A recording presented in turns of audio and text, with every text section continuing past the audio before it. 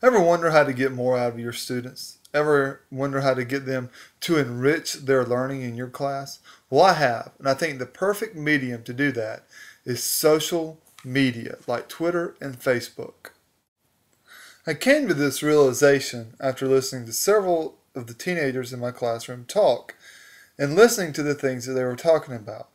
They were talking about somebody Facebooking them, talking about people blogging about them, and things they were doing on their phone. So I thought social media would be the perfect way to reach out to them. So I asked my students, what are 3 websites that you visit on a daily basis? And here are their answers. YouTube, Facebook, and Gmail. If you'll also notice, these are probably sites that you visit on your personal time also. So why can't we connect students learning to what they do on their personal time? I found that Twitter is an easy tool to help enrich student learning. It's easy to use and students like it.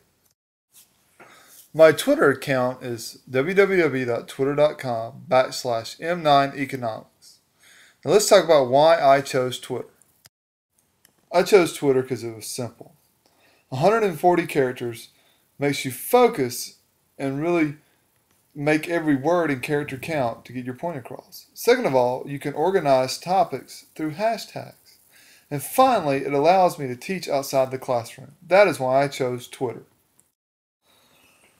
Let's look at an example of how you can use Twitter in the classroom. We were currently studying the concepts of supply and demand, and I asked the question why these no-code jeans were so expensive. And the reason these jeans were expensive was for several reasons that we had been studying in class.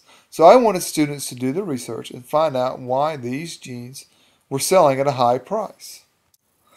As you can guess, the students gave me many answers.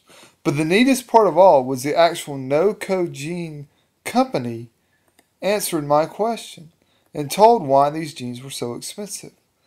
And it had to do with the fact that these jeans were designed and made in North Korea, and it was very hard for them to enter the global market. And as you can see here, one student actually got the answer right.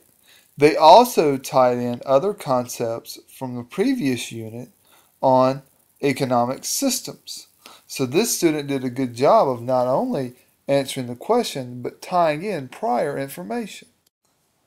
So I challenge you, go to www.twitter.com, sign up for your free account, and enrich your students' learning outside the classroom.